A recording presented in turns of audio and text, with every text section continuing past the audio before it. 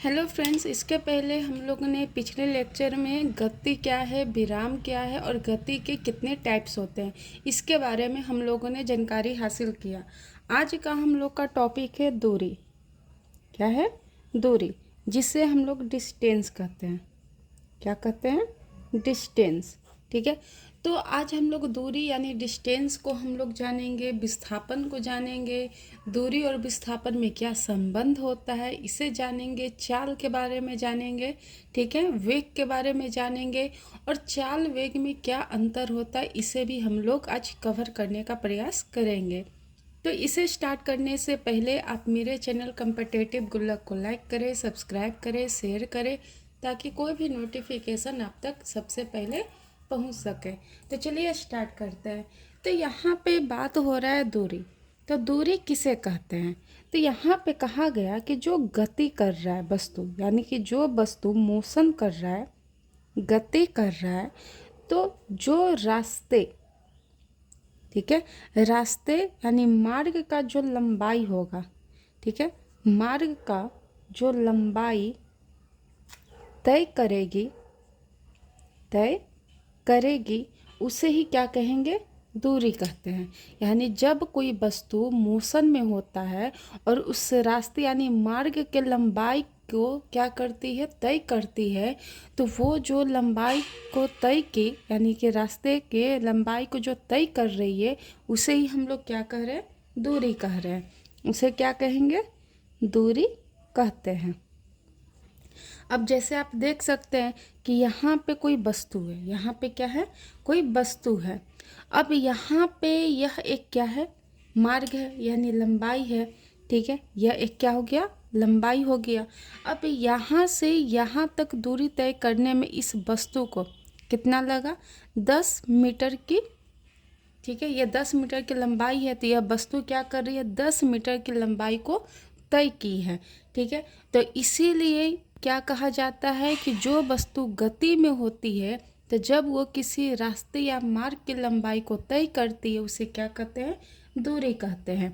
अगर हम लोग दूरी के एसआई मात्रक के बारे में जानकारी हासिल करें, एसआई मात्रक, एसआई यूनिट जिसे कहते हैं, तो यह मीटर होता है। क्या होता है? मीटर होता है, ठीक है। तो एसआई मात्रक क्या है? मीटर है। लेकिन आप प्रायः देख सकते हैं कि दूरी को किलोमीटर में मापा जाता है। दूरी को किस में मापते हैं? किलोमीटर में मापते हैं, लेकिन इसका एसआई मात्रक क्या है? मीटर है, ठीक है। तो मीटर इसलिए नहीं हम लोग ज़्यादा लिखते हैं क्योंकि यह बहुत ही क्या है? छोटा है, ठीक है, यह बहुत ही क्या है? छोटा है। इसीलिए हम लोग हमेशा दूरी को किस में बोलते हैं? किलोमीटर में। कि भैया मेरा घर इतना किलोमीटर दूर है, आज हम 200 किलोमीटर की दूरी तय किए हैं, आज हम 10 किलोमीटर चले हैं, उसका घर देखो 20 किलोमीटर दूर है, ठीक है। तो हम लोग हमेशा दूरी को किलोमीटर में बताते हैं, कभी भी मीटर में नहीं बताते। मीटर में क्यों नहीं बताते? क्योंकि बहुत ही छोटा यूनिट होता है, ठीक है। यह जो दूरी है, ठीक है, यह जो दूरी है यह सदैव धनात्मक होगा। दूरी हमेशा क्या होता है? सदैव धनात्मक यानी पॉजिटिव होती है। हमेशा क्या रहती है? पॉजिटिव। कभी भी यह माइनस में नहीं होता है, यानी कि यह ऋणात्मक कभी भी नहीं होगा। तो ये याद आपको रखना है कि जो दूरी होगा इसका एसआई यूनिट मीटर होता है। दूरी हमेशा इसको मतलब प्रायः दूरी को हम लोग किलोमीटर में मापते हैं, मीटर में इसलिए नहीं मापते ज़्यादा क्योंकि बहुत ही छोटा है, ठीक है। दूरी हमेशा धनात्मक होता है, कभी भी ऋणात्मक नहीं होता। तो इतना आपको दूरी से संबंधित टॉपिक को याद रखना होगा। इसके बाद अगला टॉपिक है डिस्प्लेसमेंट यानी कि विस्थापन। तो अगला टॉपिक हम लोग का है डिस्प्लेसमेंट यानी कि विस्थापन। अब ये विस्थापन क्या होता है? तो कोई भी गतिशील वस्तु, ठीक है, जब कोई गतिशील वस्तु अपनी प्रारंभिक बिंदु, अपनी क्या करे? प्रारंभिक बिंदु, ठीक है, और अंतिम बिंदु, प्रारंभिक बिंदु और अंतिम बिंदु, ठीक है। तो प्रारंभिक बिंदु और अंतिम बिंदु के जो बीच का, ठीक है, जो बीच का दूरी है उसे ही हम लोग क्या कहते हैं, विस्थापन। ठीक है, तो यहाँ पे आप लिख सकते हैं बीच के सबसे छोटी दूरी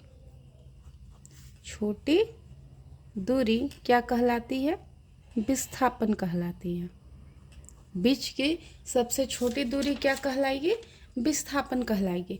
यानी कहने का मतलब कि जब कोई गतिशील वस्तु जिस पॉइंट से चलना शुरू करती है और जिस पॉइंट तक पहुंचती है, तो दोनों के बीच में जो डिस्टेंस होता है उसे ही क्या कहते हैं, विस्थापन कहते हैं। कोई दिक्कत? चलिए आगे बढ़ते हैं। अब यहाँ पे अगला टॉपिक है दूरी और विस्थापन में संबंध। ये हमेशा यहाँ से सवाल आते रहता है कि दूरी और विस्थापन में क्या संबंध है। ठीक है, तो मान के चलिए पहला कि यहाँ पे कोई प्रारंभिक बिंदु है। यहाँ पे क्या है, कोई प्रारंभिक बिंदु है जहाँ से यह गतिशील वस्तु क्या हो रही है, शुरू हो रही है। ए ले लिए, ठीक है। तो यह ए कहाँ गया, बी तक गया। यह यहाँ से चल के कहाँ गया, बी तक। फिर यहाँ से चल के यह कहाँ तक गया, सी तक। ठीक है, सी से फिर चल के कहाँ गया, डी तक। ठीक है, तो आप यहाँ से देख सकते हैं कि ए जो है प्रारंभिक बिंदु है, ठीक है, और डी जो है यह अंतिम बिंदु है। डी क्या है, अंतिम बिंदु है। ठीक है, तो अगर हम लोग यहाँ दूरी के बारे में बात करें, ठीक है, तो दूरी क्या होगा, A B plus B C plus C D, यानी सब जुटेगा। A B plus B C plus C D, ये आपका दूरी हो गया। अगर विस्थापन के बारे में बात करें, विस्थापन, तो विस्थापन आपका क्या हो गया, ए डी, ए से डी, यानी दोनों के बीच का जो डिस्टेंस है, यानी कि ए डी आपका क्या हो गया, विस्थापन यहाँ पे देखने को मिला। तो इस केस में आप देख सकते हैं कि यह जो दूरी है, ठीक है, और विस्थापन, तो दूरी यहाँ पे हमेशा ज़्यादा हो रहा है।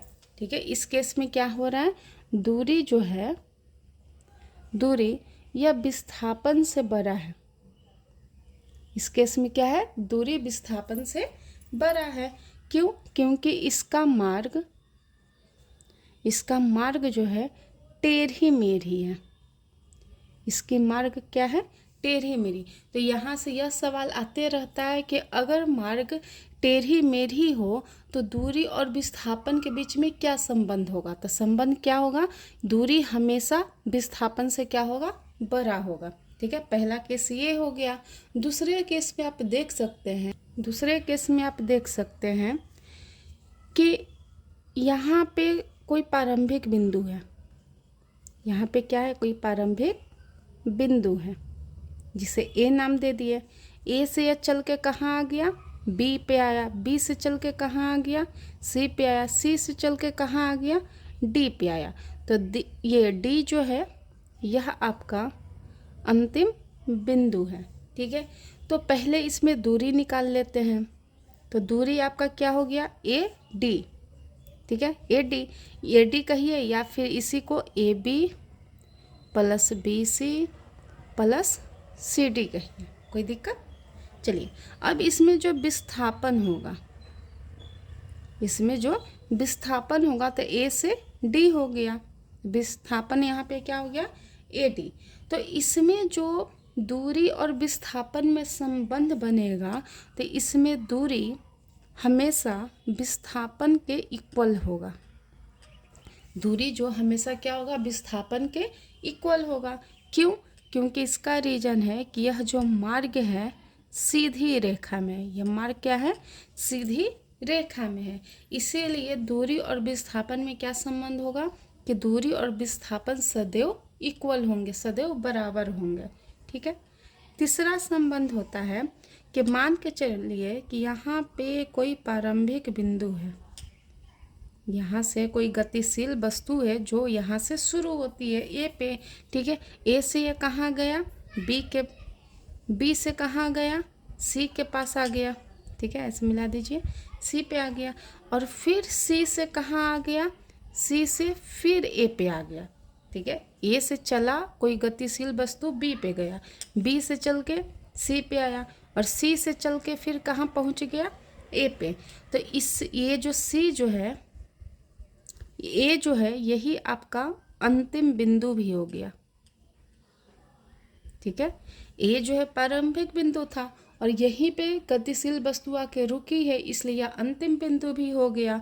तो यहाँ पे जो दूरी है, तो दूरी बनेगा A B plus B C plus C A, ठीक है। और विस्थापन यहाँ पे शून्य हो गया, विस्थापन यहाँ पे क्या हो जाएगी, शून्य हो जाएगी, ठीक है। तो यहाँ पे शून्य क्यों हो रही है, क्योंकि कोई गतिशील वस्तु है, ए से चलना शुरू की और वहीं पे आके क्या हो गई, रुक गई, इसीलिए यहाँ पे विस्थापन क्या हो गया, शून्य हो गया।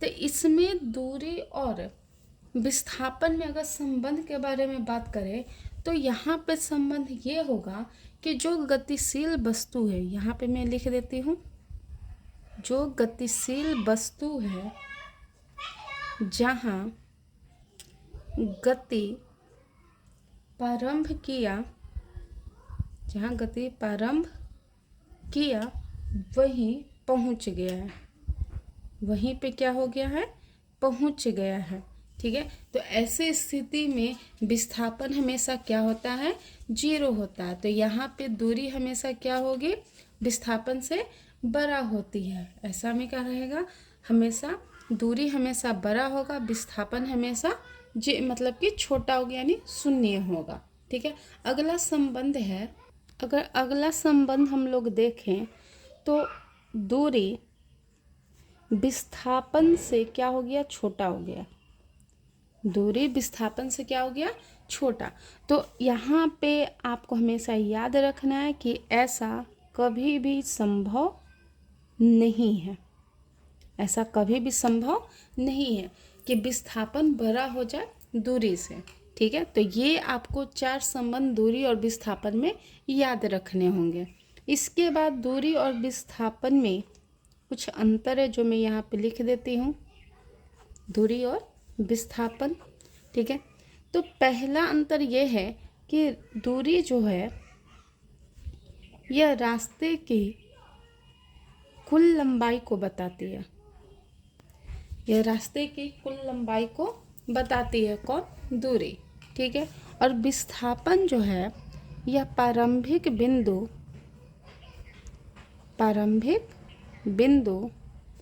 और अंतिम बिंदु के बीच की सबसे छोटी दूरी को बताती है,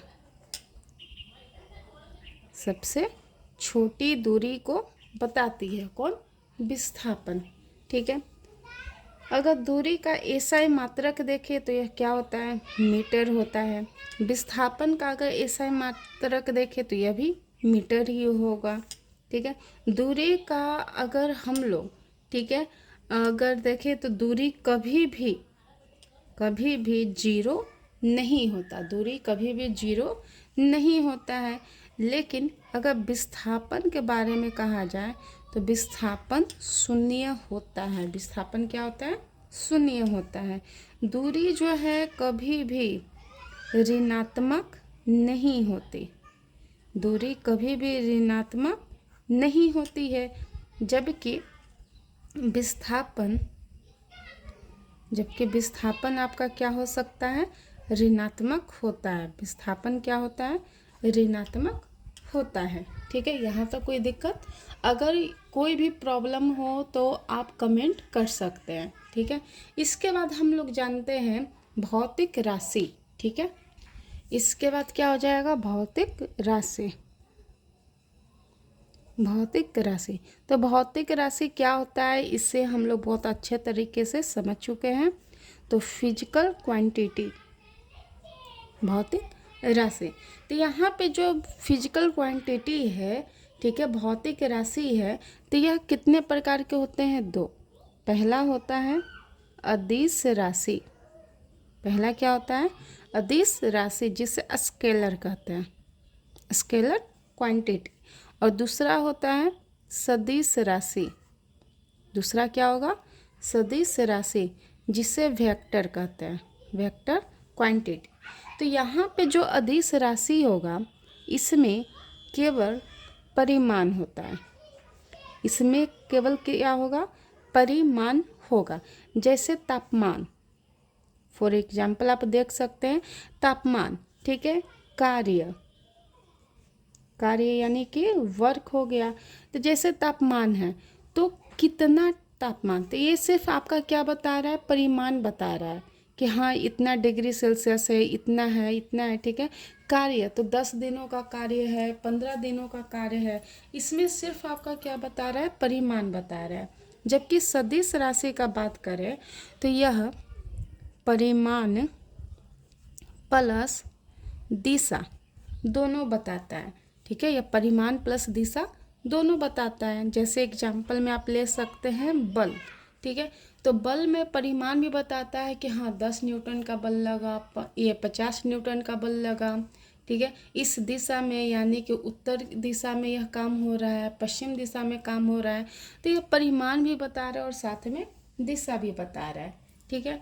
इसके साथ दूरी और विस्थापन अभी हम लोगों ने पढ़ा, तो यहाँ पे भी एग्जाम्पल देख सकते हैं। तो जो दूरी होती है और एक विस्थापन, ठीक है, तो दूरी जो है हमेशा अदिश राशि है। दूरी हमेशा क्या है? अदिश राशि है। जबकि विस्थापन क्या है? सदिश राशि है। विस्थापन क्या है? सदिश राशि। जैसे कि मान के चलिए कि यहाँ पे कोई इंसान है, ठीक है। यहाँ पे क्या है? कोई इंसान है, यह जा रहा है। तो यहाँ से यहाँ तक की जो दूरी बता रहा है, ठीक है, मान के चलिए कि 10 किलोमीटर का दूरी बताया, ठीक है। तो यह बता रहा है कि हाँ परिमाण, इसमें सिर्फ क्या बताया? परिमाण, ठीक है। तो यह आपका दूरी हो गया।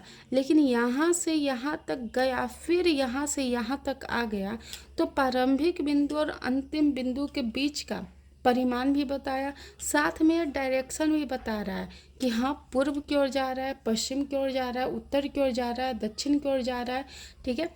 तो दूरी हमेशा अदिश राशि होती है और विस्थापन हमेशा सदिश राशि होती है, ठीक है। तो यहाँ तक ये सब आपको समझना होगा, ठीक है। इसके बाद आते हैं चाल यानी स्पीड में।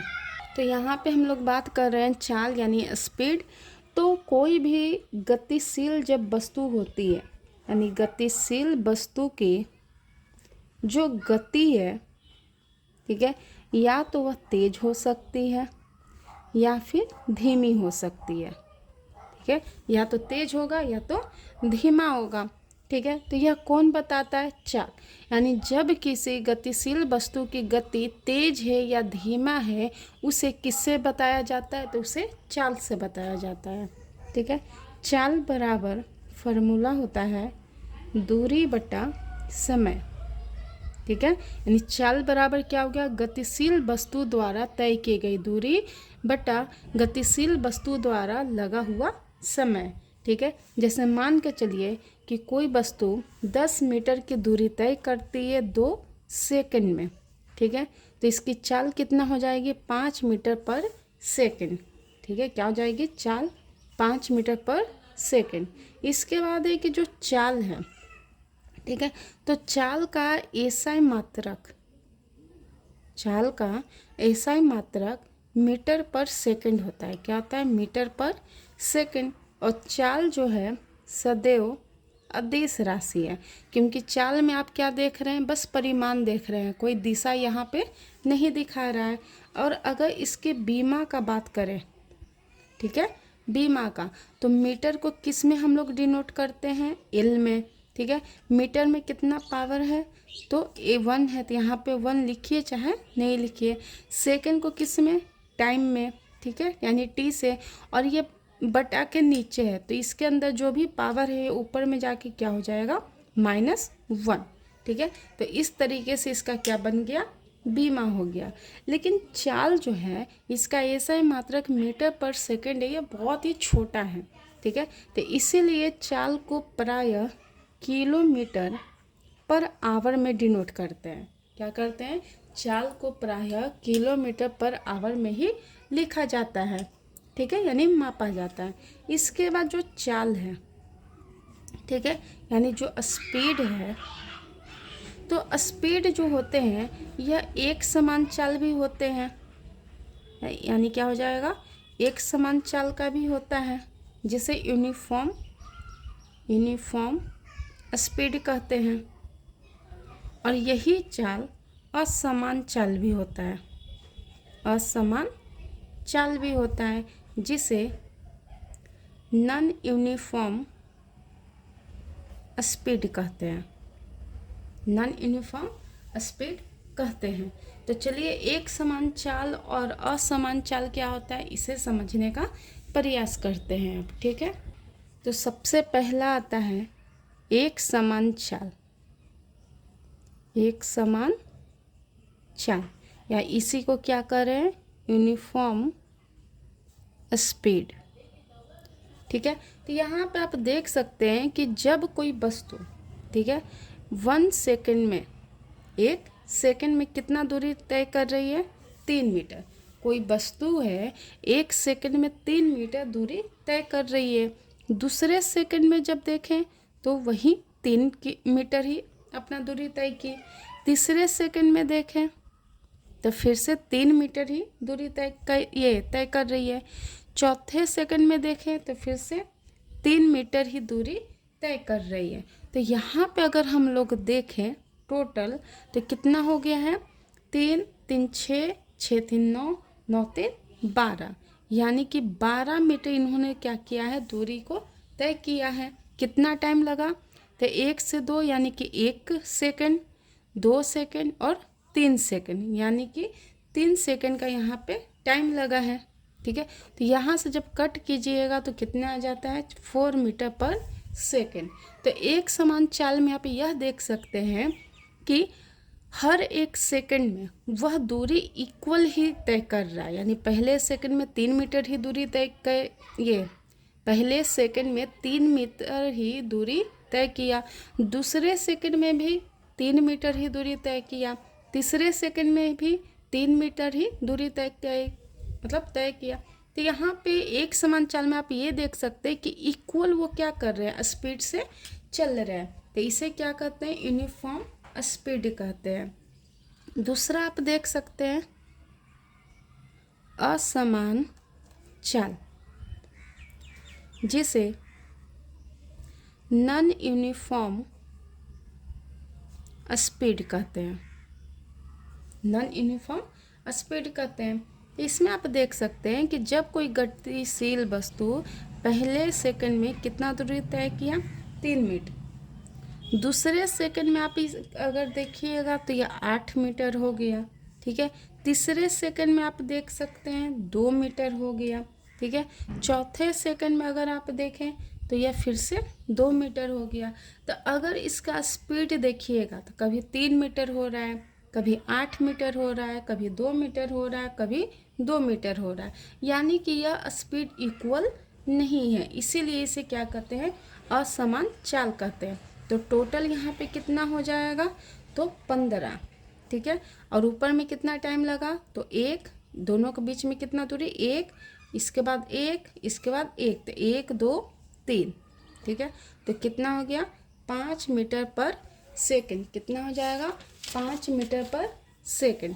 ठीक है, तो चाल जो होते हैं 2 प्रकार के होते हैं, एक समान चाल और असमान चाल। दोनों में क्या ये डिस्टेंस डिफरेंस है, ये आपको बताया गया है। तो यहाँ तक ये आप लोग याद रखिए। अगला है टॉपिक वेग यानी वेलोसिटी। चलिए उसे भी समझते हैं। तो यहाँ पे आप देख सकते हैं वेग यानी वेलोसिटी। तो वेग क्या होता है? तो वेग जो है तो यह आपके चाल को भी बता रही है और साथ में दिशा भी बता रही है। यह क्या बताती है? चाल को भी बताती है, साथ में दिशा को भी बताती है। तो वैसा गतिशील वस्तु जो किसी भी गतिशील वस्तु के चाल और उसके दिशा को बताए उसे क्या कहते हैं, वेग कहते हैं। उसे क्या कहते हैं, वेग कहते हैं। ठीक है, यहाँ पे आप देख सकते हैं चाल बराबर फॉर्मूला हम लोग क्या पढ़े, दूरी बटा समय।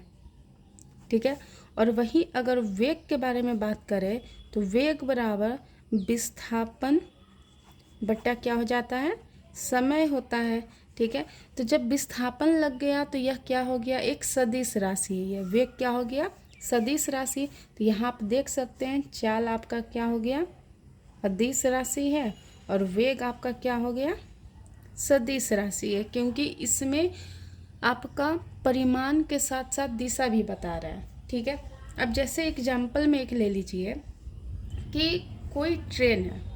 ठीक है, कोई ट्रेन है जो 45 मीटर पर सेकंड, यहाँ पे मैं लिख देते हूँ, कोई ट्रेन है जो 45 मीटर पर सेकंड की गति से चल रही है। गति से क्या हो रही है, चल रही है। ठीक है, तो इसमें आप बताइए कि यह चाल के बारे में बता रहा है कि वेग के बारे में बता रहा है।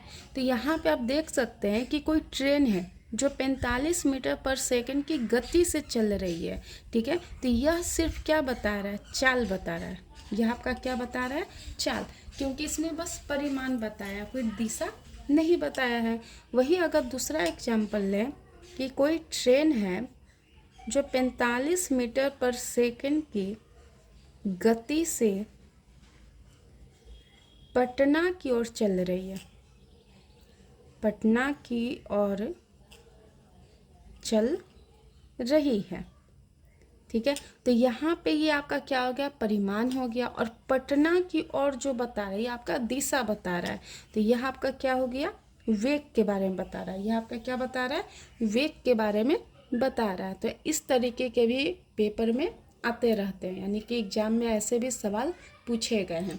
ठीक है, अब हम लोग जानते हैं चाल और वेग में क्या अंतर होता है। तो यहाँ पे आप देख सकते हैं चाल यानी स्पीड, दूसरे ओर है वेग यानी वेलोसिटी। तो सबसे पहला अंतर है कि चाल बराबर फार्मूला जो होगा दूरी बटा समय होता है।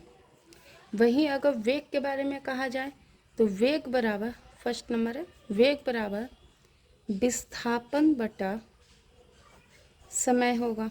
पहला अंतर तो ये हो गया। सेकंड में अगर बात करें तो चाल का जो एसआई मात्रक है यह क्या होता है, मीटर पर सेकंड। ठीक है, और वेग का भी जो एसआई मात्रक है, वेग का एसआई मात्रक यह भी क्या होता है, मीटर पर सेकंड ही होता है।